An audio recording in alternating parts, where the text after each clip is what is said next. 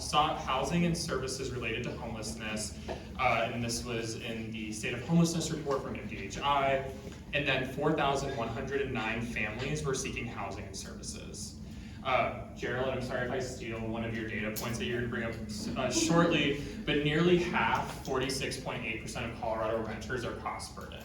This shows the importance of the conversation we are having today, and we're joined by two amazing leaders in the affordable housing policy space to discuss housing policy and potential solutions. So I'd first like to welcome Brooke Schipporeit. She is the Senior Director of Field Strategy and Innovation. Brooke oversees the National Low-Income Housing Coalition's field outreach, organizing, and advocate mobilization efforts. Brooke previously spent several years in Pennsylvania supporting state and local coalitions in their efforts to achieve solutions to housing. Prior to beginning her career in affordable housing, Brooke worked in direct services in Nebraska for the Head Start program and a domestic violence shelter. And then we're joined, I'm going to take these off, these are new glasses, and they're sliding down my face. So also, if I have any misspeaking, that is because I can't read them. We have big fonts. And then we're also joined by Jerilynn Francis, who is the Chief Communications and Community Partnerships Officer for Colorado Housing, for the Colorado Housing and Finance Authority. She is leading the organization's communications, public policy, community relations, marketing, and corporate giving functions. With over 20 years of experience in the housing policy and communication strategy, she is regarded as a leader in the housing policy space. Jerilynn has been a part of CHFA's team since 2007, previously serving as the legislative and media liaison. So please welcome our two amazing panelists. So we're going to get started.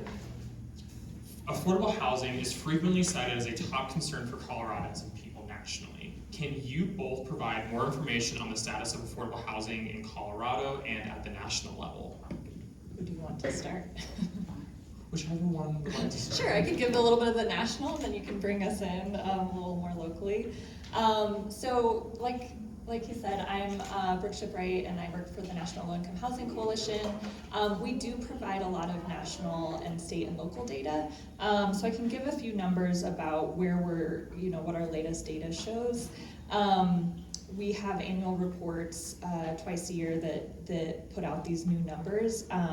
And each year we find that no state or often county has enough affordable rental units for extremely low-income households. So this year it shows that there's a shortage of 7.1 million affordable rental homes for extremely low-income households, and that just feels like a made up numbers to me. So to put it into perspective, it's there's only 35 affordable and available units for every 100 extremely low-income household. And in Colorado, it's even lower, so only 26 affordable and available homes for every 100 ELI households. And just to kind of go into this a little bit more, so what that means, extremely low-income households, you might think are people who, people with disabilities or seniors. That's true. It's also most people who can work do. So it's a lot of low-wage earners.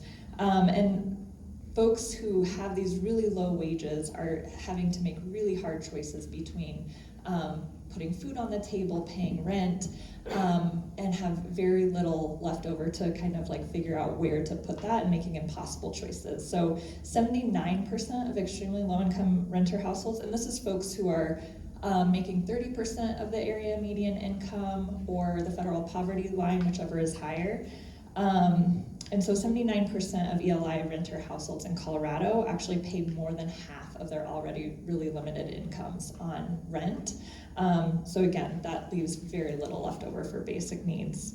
And then I'll turn it over to Jerilynn in just a second, but I'll also just point out that wages, so we have this shortage of affordable homes, but wages have also not kept up with increasing rents. Nationally, the housing wage that we calculate every year, which is how much someone would need to earn to afford a modest 2-bedroom and 1-bedroom home. Nationally, it's over $33 an hour that someone would have to earn for a modest 2-bedroom and $28 for a 1-bedroom.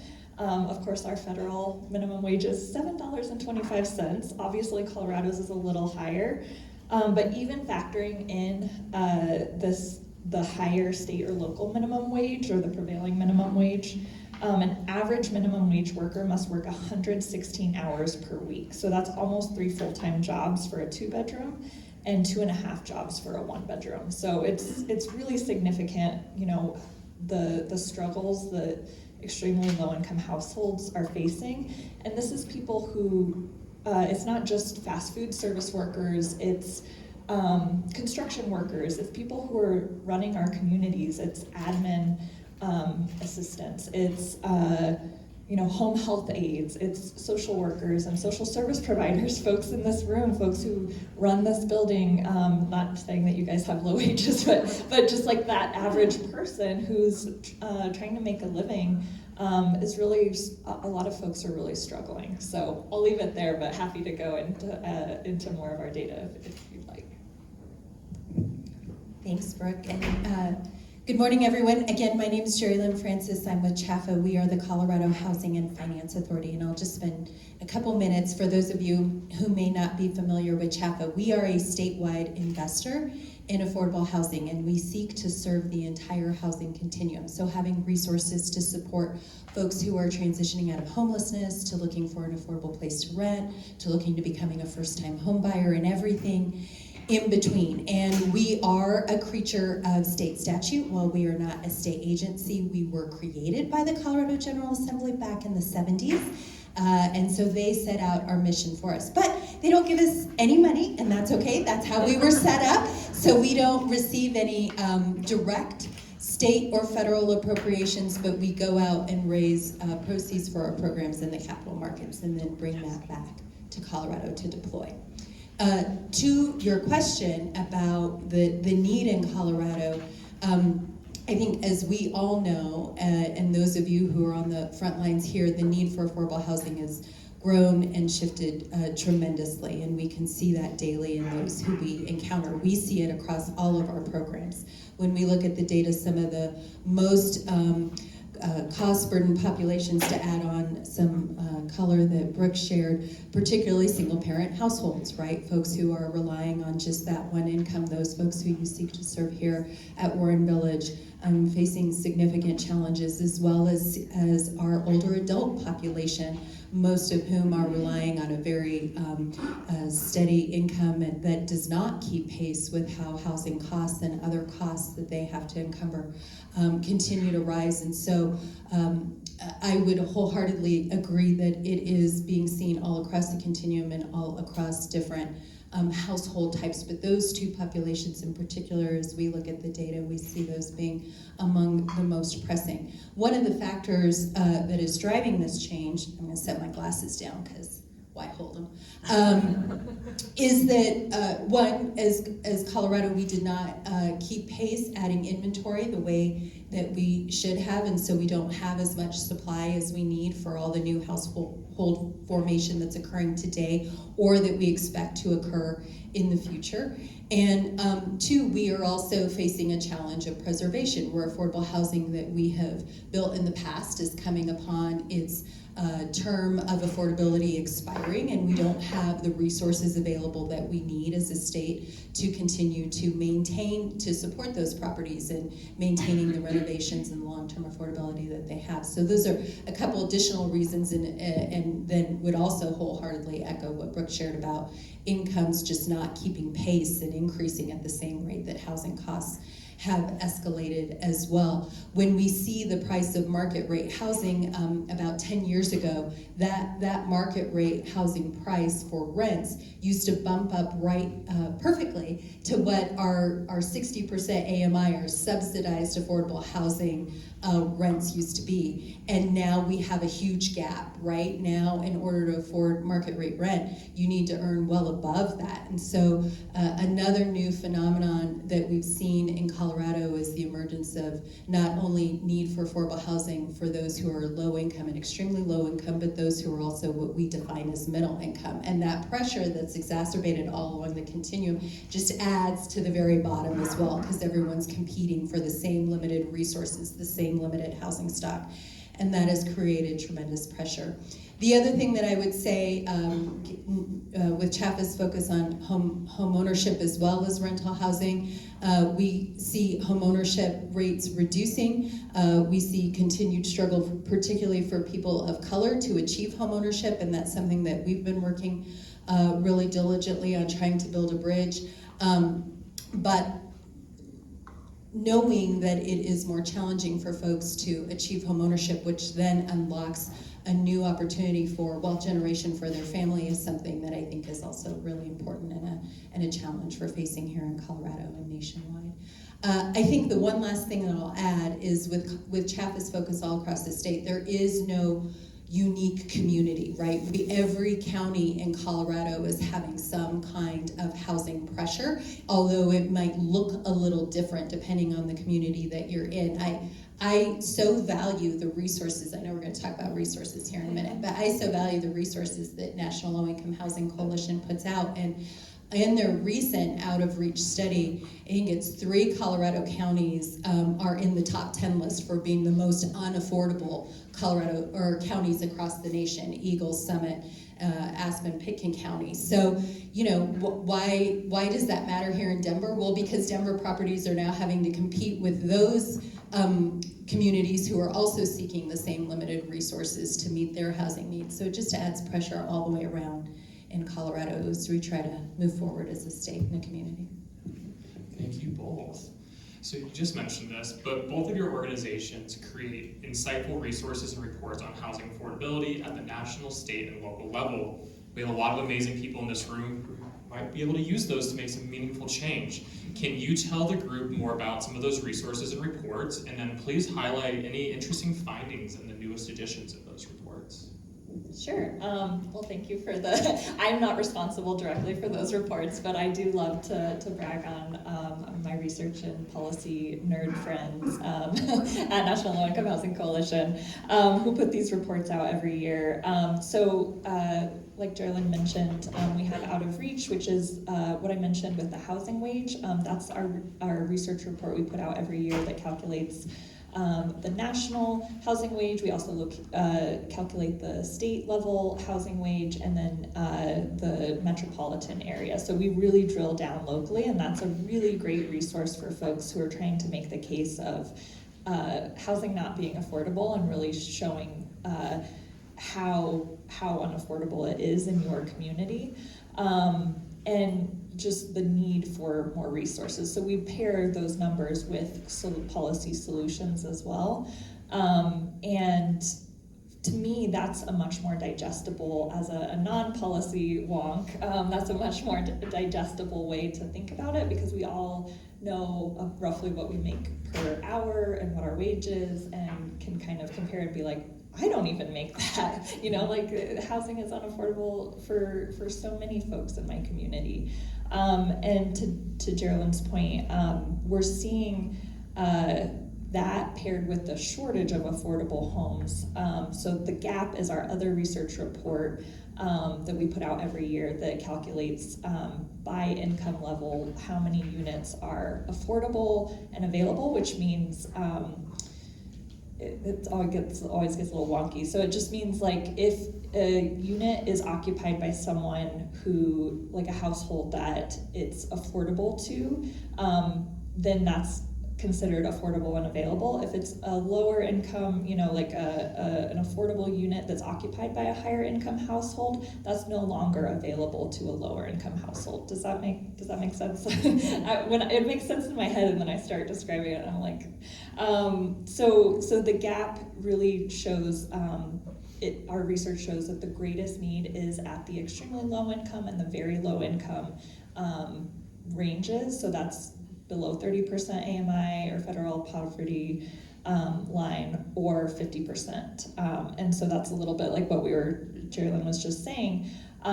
We're seeing that, you know, the trickle down does not work, because if you keep building for like 80%, 100% area median income, that's still not affordable down where there's shortages at the lowest income households. And actually the shortages we see higher up the income ladder, and the pinch that folks are feeling higher up the income ladder can be attributed to the lowest income shortages, or the shortages we have for lowest income households, because to your point, just underscoring this, then people are competing for the same the same homes, but lower income households are just paying a much greater amount of their incomes towards that. So, and yeah, to Jerilynn covered this as well, it's not just an urban or a coastal problem. We're seeing this across the country. It looks different in every place. It may look like street homelessness in some areas. It may look like doubled up or couch surfing in other areas. Rural areas have a smaller stock of rental homes affordable typically, and so it's just really not a get to work issue. It's people are earning low wages, and there's a shortage. And then the last thing I'll say is one of the things that we point out every year in these reports as well, that people of color are disproportionately impacted by our affordability crisis. Just historically discriminatory housing policies and practices have denied people access to home ownership, and then low wages, and ongoing discrimination practices are just reinforcing these disproportionate impacts. So yeah, that's kind of what our research reports are showing. But again, just really trying to tie it back to the stuff is heavy. We have a big uphill battle ahead, but we know the policy solutions that work. We just have to create the political will to make it happen. Thanks, Brooke, and thanks again for all the great research and information that your organization puts out. CHFA has been working to share some of our information that we have access to as well more robustly over, I would say, the past 5 years. So let me highlight just a few of these new tools that we've launched. The first is called the Colorado Housing Affordability Gap Map. So this, actually somewhat inspired by the good work that you all do, looks at all of Colorado's 64 counties at a county level, and then shares information about what it would cost to either afford to rent or to buy a home in that county. It shares some basic information about the number of cost-burdened renters or homeowners in that county. It shares some information about what the major employment sectors are in that particular county and what their wages are, so that we can try and understand what's the match that we need in terms of housing price points to serve the workforce in that area. You can find this resource at our website, which is chfainfo.com/gapmap, and that's chfainfo.com/gapmap. So that is something that we have recently revised, relaunched this year, and welcome for you all to check that out and use it as a reference point as you're talking about housing needs. There's a feature on there where you can download the data into PowerPoint slides, and we fully support and encourage folks to do that if that is helpful to you and your efforts. Some of the other research that and sharing tools that we have recently launched, one that I think is really compelling in terms of looking at an issue that doesn't get as much attention as it really needs and deserves, is a white paper around neuro-inclusive housing needs.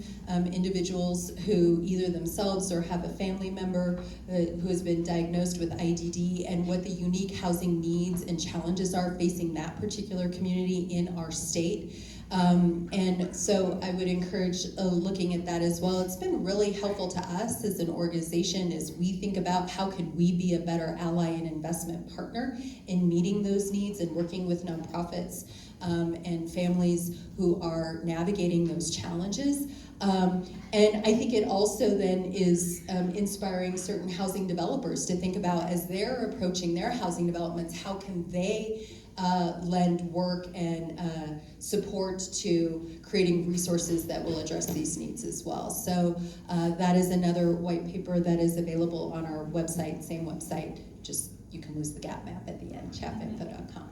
And then the last two things that I would say, but acknowledging that Warren Village is an affordable housing developer, owner, operator, manager.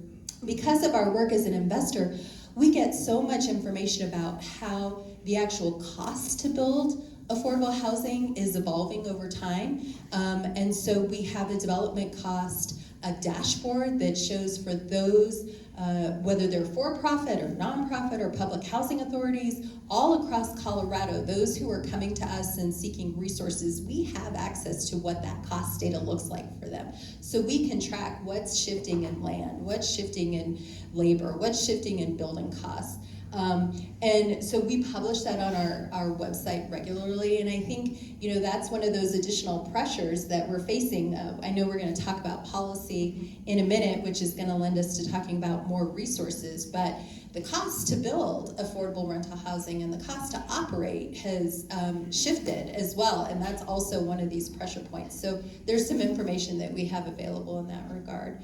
And then last but not least, as affordable housing developers are also looking at how can they build more sustainably, we have worked very closely with folks in the governor's office, at Colorado Energy Office, at the Colorado Division of Housing, and with enterprise communities as well, to launch what's called the Multifamily Electrification Hub. So it's an online website that's designed to make information available about how does one pursue more sustainable, affordable housing development. What are some of the resources that might be available to you, so that as you do that, you can mitigate any cost implications accordingly. So we're always trying to look at it from both sides, right? How can we help on communities who are seeking to have the housing to serve their neighbors in need, and how can we help those developers who are looking to, you know, lay the bricks and sticks, get their development across the finish line. Thank you both. Now I'm going to give the room a little bit of homework after this. We just had some amazing resources shared with us. I love seeing many of you like writing vigorously around the room. So I'm going to encourage all of you and ask all of you to, when you go home today, when you go to work, when you sit on your couch tonight, go to one of their websites, look up some of the resources, and see how you can use some of that data to advocate for affordable housing. Would you mind, For our accessibility, or for our hard of hearing friends, Bernie is microphones. would you mind making it clear the names of your organizations and the website address? You use acronyms like CHFA, but what does that mean? How do I find you on the internet? And I'd also appreciate knowing the names of our city council person and our state rep. If those could be written down. Are you ready? I can write down, yeah. Okay. Just need a microphone. Thank you. So CHFA stands for Colorado Housing and Finance Authority, and the website is CHFA info.com. And NLIHC, I know it's alphabet soup, and thank you for calling us out on that, is National Low Income Housing Coalition. It's a mouthful. National Low Income Housing Coalition. So that's NLIHC.org. NLIHC? Yes. Okay. .org. And I did fail to mention while they're writing that down at the beginning, we are a national nonprofit that does advocacy, policy, and research. And I also got bogged down in the data answering the resource question, but we do have, our website is kind of a maze of info, but we do have the gap and out of reach reports that I mentioned. But we have really state specific and like county, cool infographics and stuff that are really helpful for digesting some of this data. So we have state level pages. You can go to Colorado, housing needs by state on our website and find Colorado, find some cool resources and fact sheets. So highly encourage you to check those out. We also have a lot of resources for like talking points about how to talk about this data for people who are like me and not data nerds. And I say that lovingly.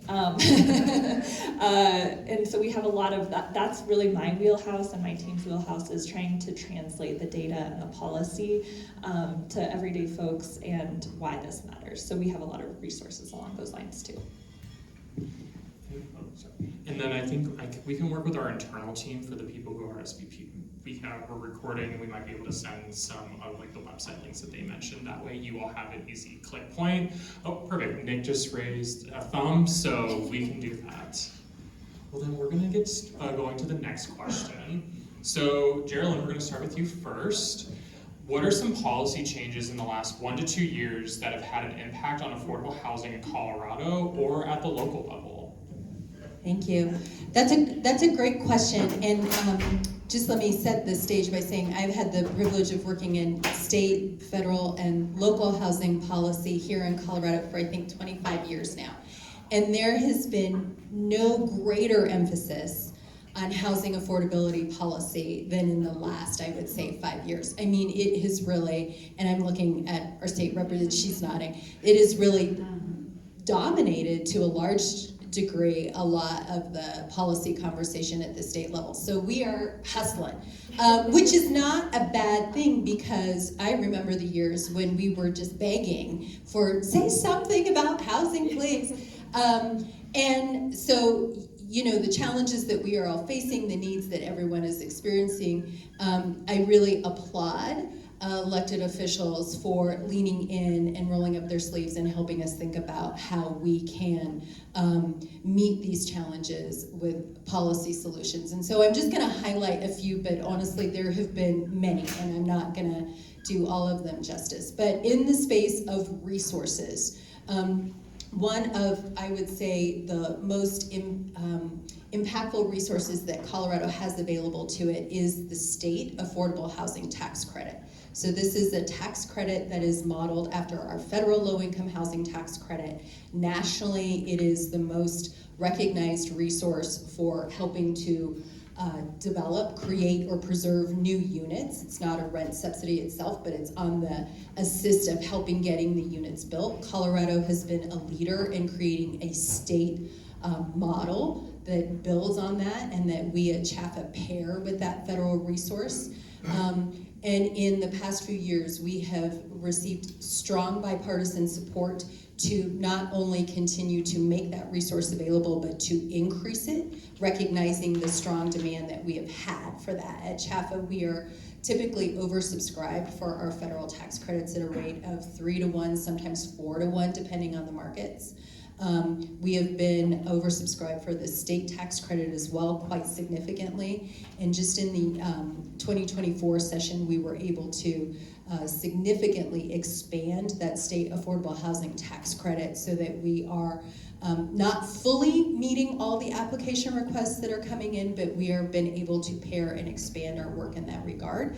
And those resources are going out, and you can see the fruits of some of the tax credit resources right here within the rooms that we sit. So that is one significant policy. In addition, I would say that using that as a model, we have been the first state in the nation to also create a middle income housing tax credit. What I love about the middle income housing tax credit is that it creates unique resources for that demographic between 80 and 120, so that folks who are trying to meet that need, you know, haven't been able to leverage the low-income housing tax credit. So it creates a unique pot of resources for that middle income market, so we can serve those areas of the state that have that pressure point as well. That was also built on investment in a middle income access loan program that CHFA started. So again, with the focus of lifting up the entire continuum, I think that is a great step forward for Colorado, and I always love when we can be a nationwide leader and see how things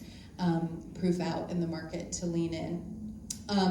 In addition to that, I would be remiss if I didn't acknowledge the voter passed Proposition 123 and the additional resources that have come into Colorado through that, with some being managed by DOLA and also others being administered by OEDIT, with CHFA being a partner to them. Resources that also are looking to lean in different aspects of the continuum, and I think we've now had a half fiscal year and a full fiscal year of funding deployed. And so really grateful to the voters for approving that measure and instilling the trust in those organizations to get those resources out. I'm sure we're going to talk more about Proposition 123 here in a minute. But this additional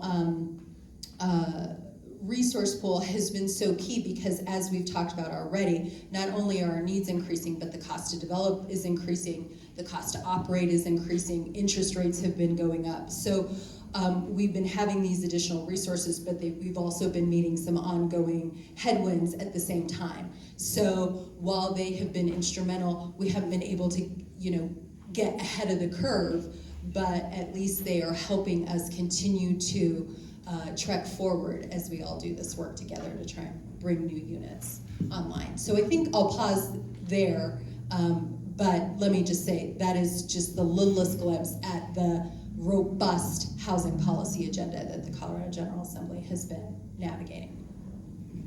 Thank you for sharing that context and the historical context of just all the work that is happening. And so, Brooke, I'm going to ask you to kind of take us on a more national level. So, in the last 1 to 2 years, what are some affordable housing policy changes that have happened in other states that maybe Colorado can take inspiration from, or what's happening at the federal level that Colorado should be aware of? I'll start at the national level. So in the last couple of years, this isn't necessarily like the banner for inspiration, but I always point to it because I think it really emphasizes that our advocacy works.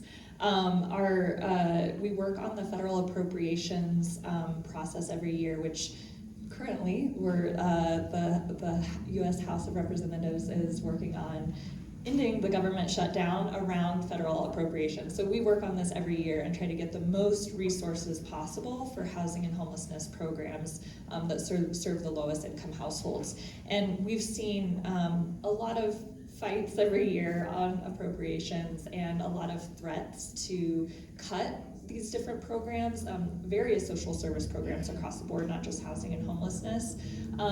But despite that, the last couple of years, we've actually seen some increases in funding for some of these key programs. So I take that as really inspirational because despite the threats, despite the odds against us, like members of Congress are hearing us and their constituents and hearing about why these programs are so critical to the building block and the foundation of life. So I think, again, I can just attribute that to advocates like you all who are speaking up about these issues.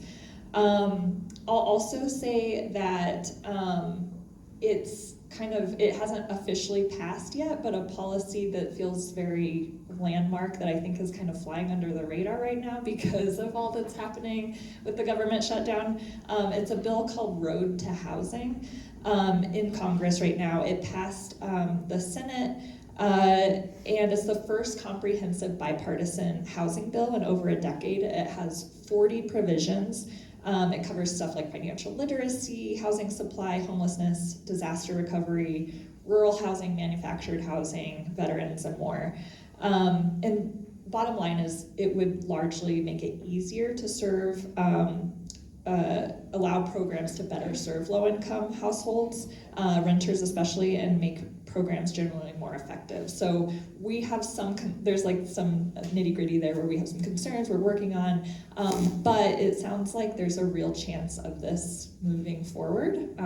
And so that, because of how big it is and how many different provisions it has, is exciting to me, but also that it's bipartisan in this current political environment. Like people across the aisle are recognizing that this is an issue that their constituents are facing in rural, suburban, and urban areas.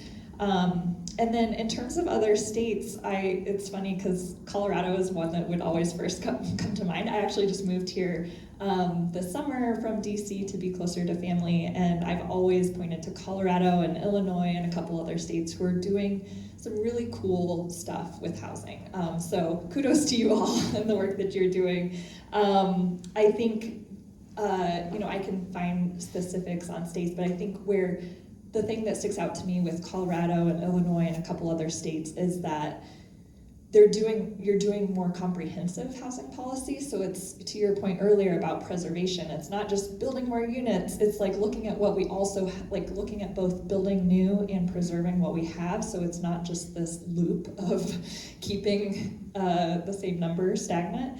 But then it's also looking at rental assistance and emergency rental assistance. So folks who need longer term rental assistance like housing choice vouchers, Congress has underfunded housing choice vouchers for decades, and only 1 in 4 households who qualify for it actually receive it. So some states have been really stepping up and creating their own rental assistance programs to supplement that.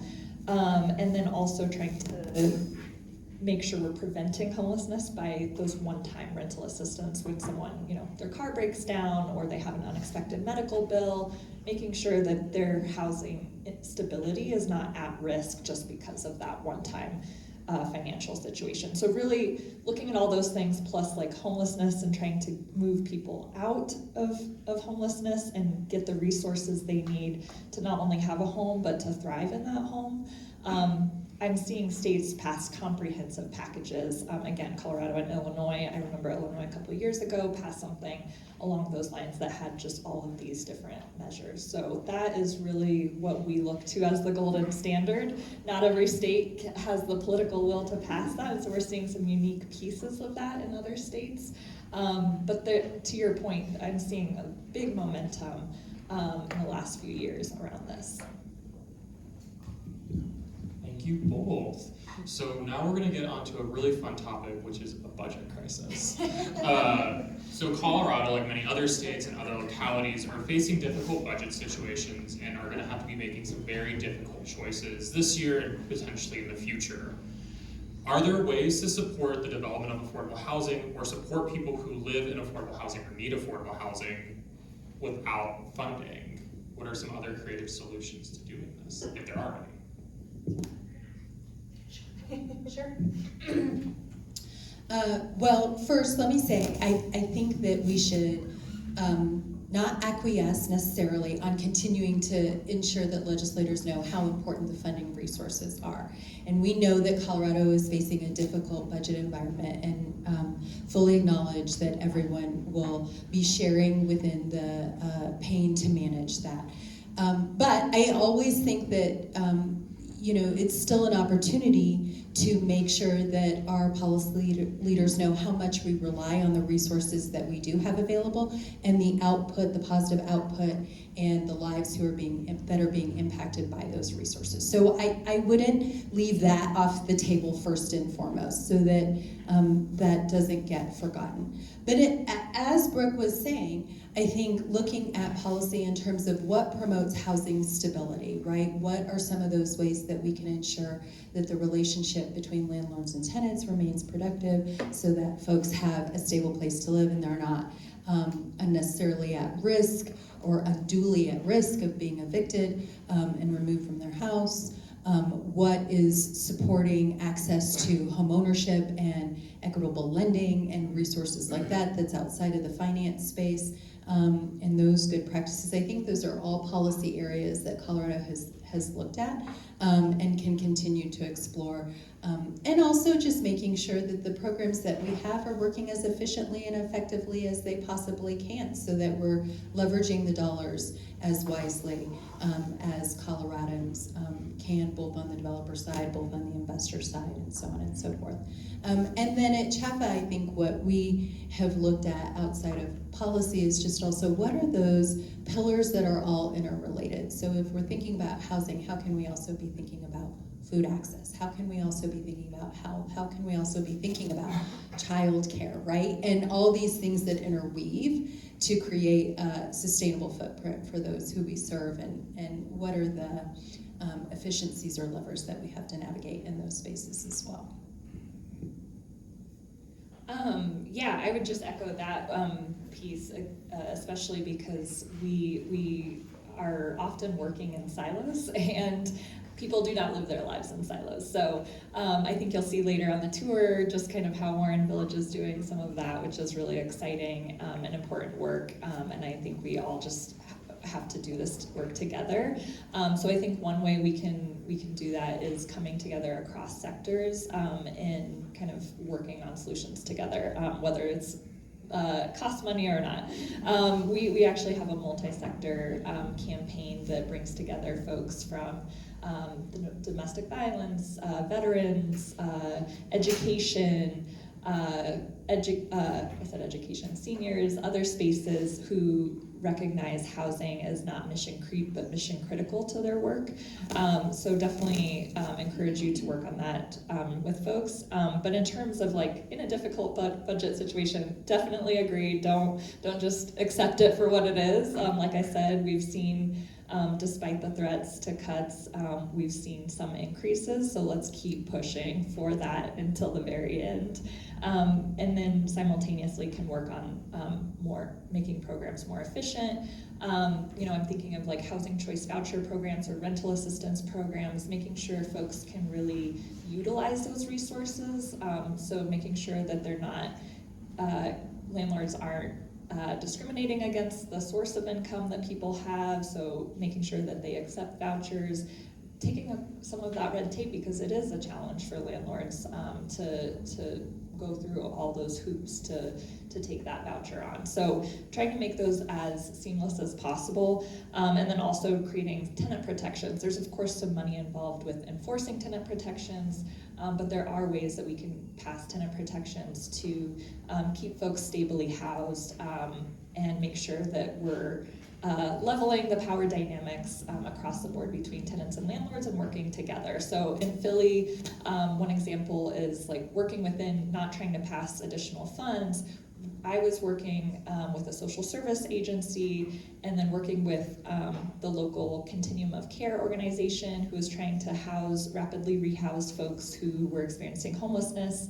And then we brought in landlords and started like literally looking at what units they have available, what they can designate to the next person kind of in line, and just really working together to make sure those folks got housed as quickly as possible, got the resources they needed. And so that was an example of a partnership across, sort of across sectors, but across different kind of lanes of this work, where we can work together and make sure that things are running efficiently.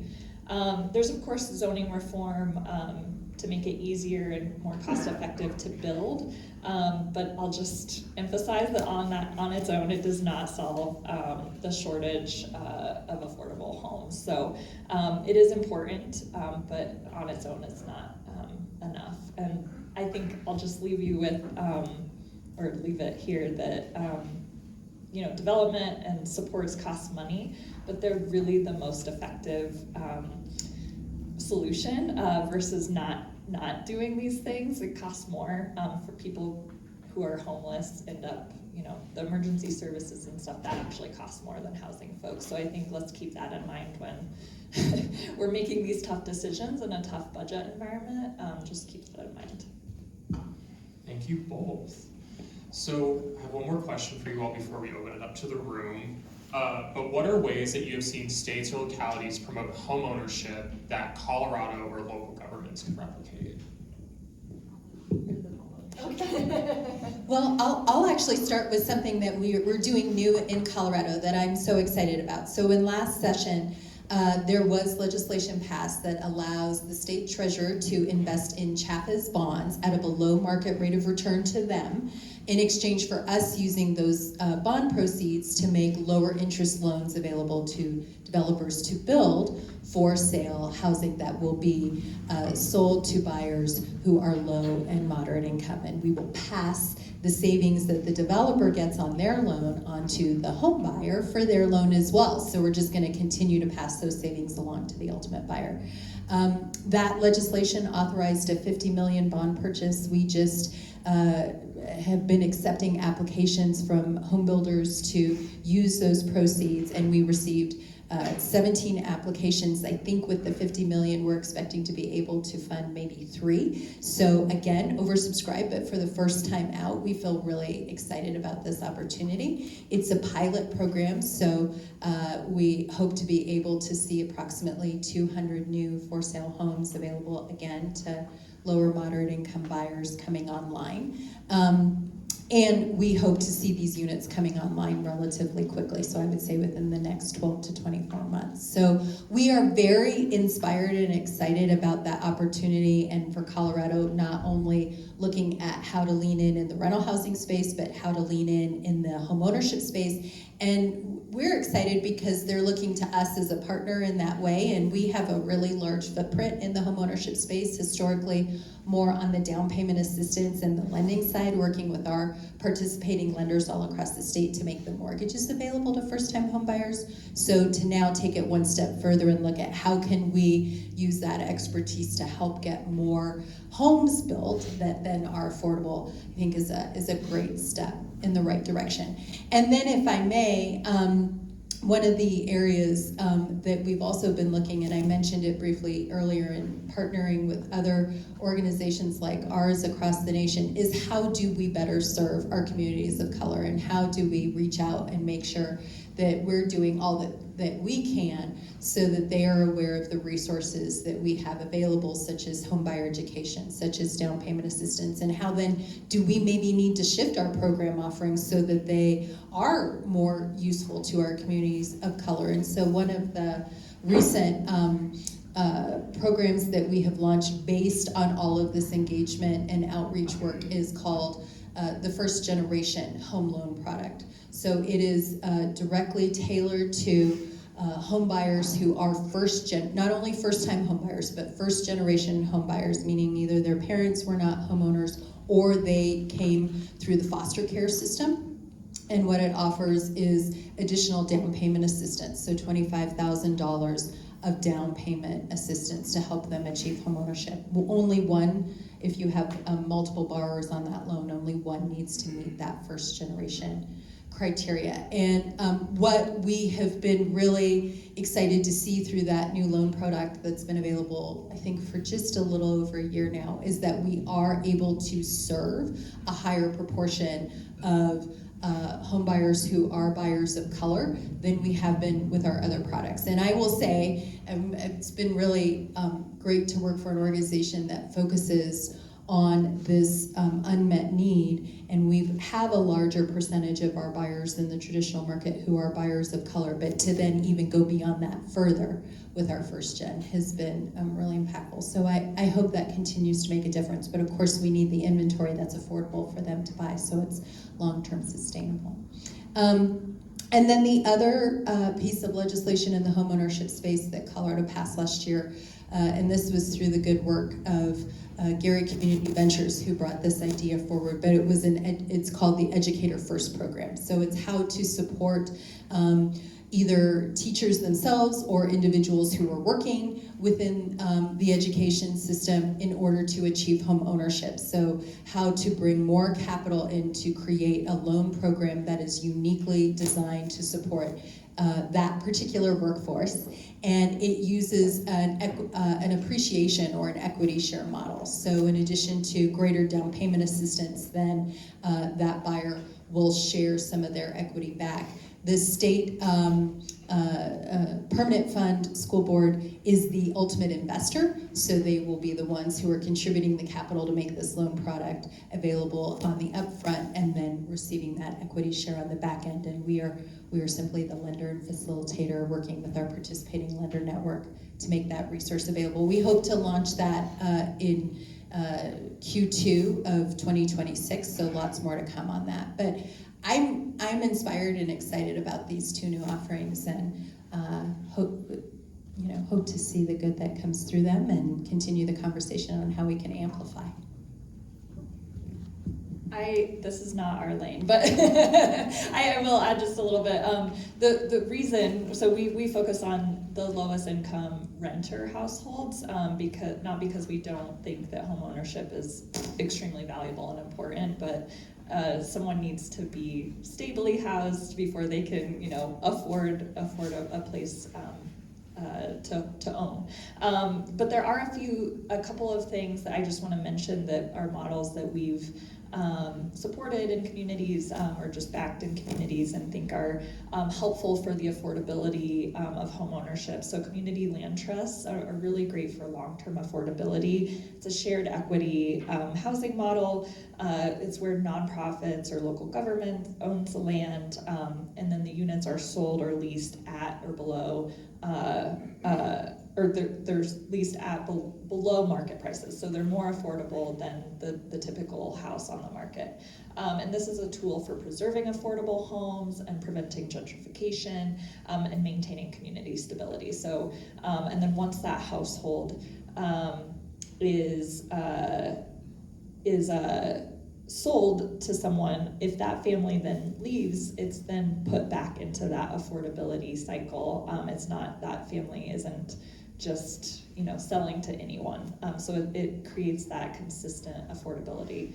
And then land banks are also something that can be paired with community land trusts. So this is where public entities work with a unique authority like a local government to acquire and manage and transfer properties. So for example, if you have a community where there's, I don't know if this is the case in Colorado, but I know when I worked in Philly, there were a lot of vacant properties.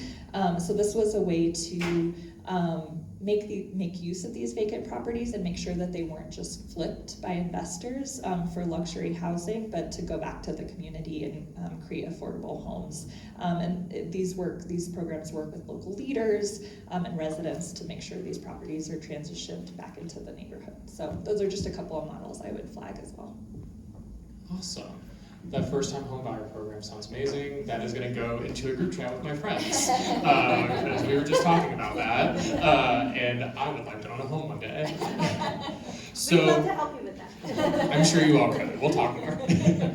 But I want to open it up to a couple questions. I know we have time for sure for one question, potentially two if we go through it quickly. So are there any questions from the audience? Thank you so much. Flora Libres, councilperson for District 7. Thank you both for being here and sharing your wealth of knowledge, and especially around homeownership rates dropping in the city, especially around communities of color is something that I'm really looking into at the moment. But my question around the first gen program was, is this FHA and conventional? And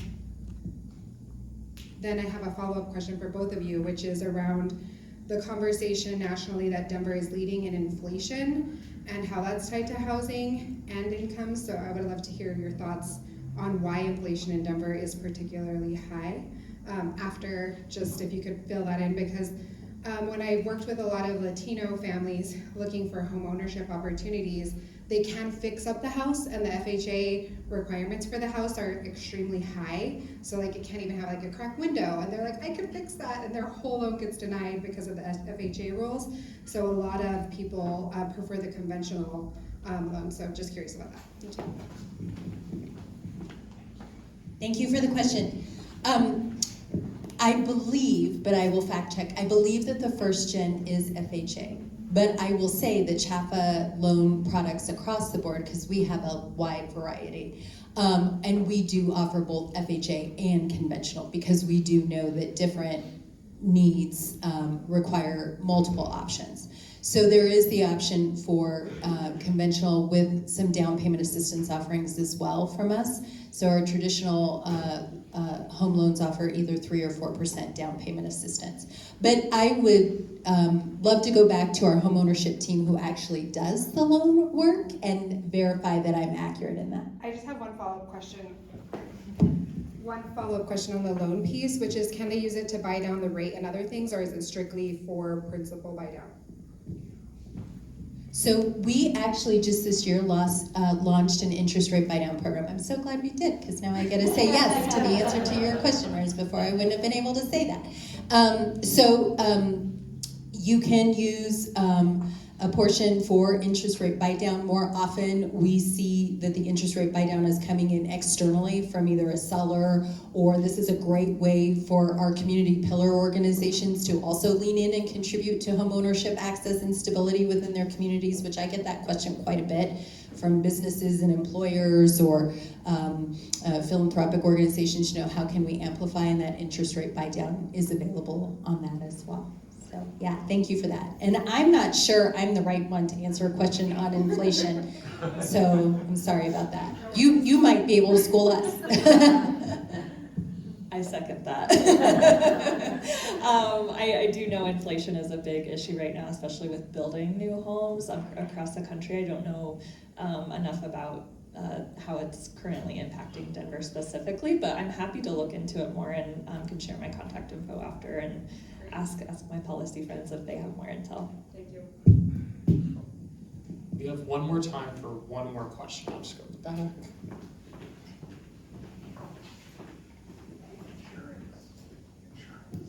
Thank you both for sharing your wealth of knowledge on this. Just shift us a little bit from the technical policy to kind of the funding and back to the budget crisis side of things and building the political will to fund these important issues.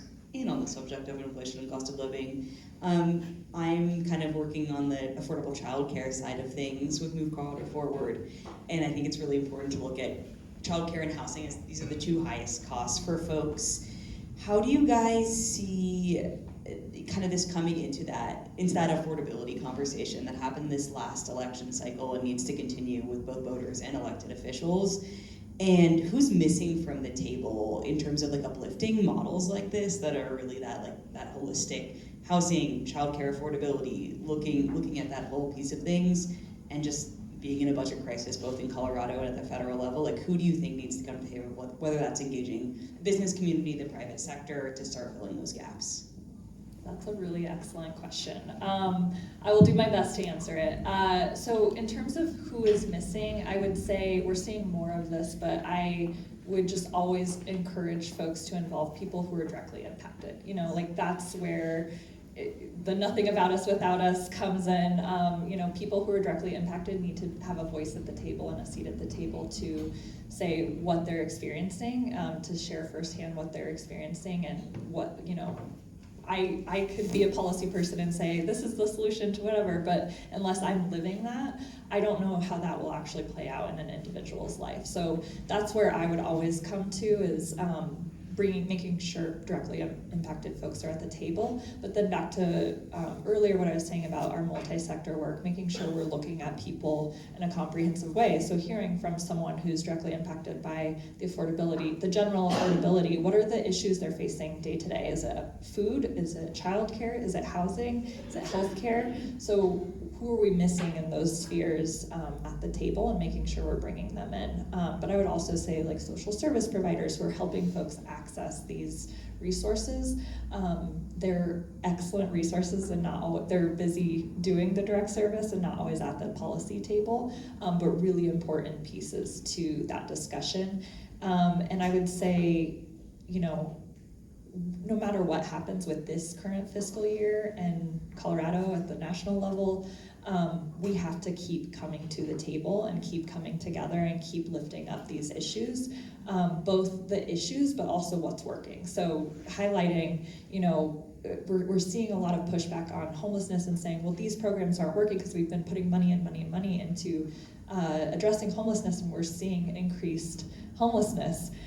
So it's not working, but that's actually not true. The affordability crisis is just creating this churning cycle where people are getting housed, but then another 10 people are falling into homelessness because of the lack of resources to keep them stably housed. So this is where I get really excited and could talk all day about it, but I'll just say that we just really absolutely need to come together to point out what's working and say that's why we need to fund these adequately, to make sure everyone across the board, not just the 1 in 4 households who qualifies, everyone across the board who needs these resources has them to survive and thrive in their daily lives. Thank you for the question, and thank you for the work that you're doing, because I think it's such an important conversation. As part of my role at CHFA, I lead our community relationship manager team, so we have staff who live and work in all areas of the state, and I will tell you that the conversation around child care and the emergence really started bubbling up several years ago, and so I really appreciate the conversation that's continuing to lift that need up to the forefront.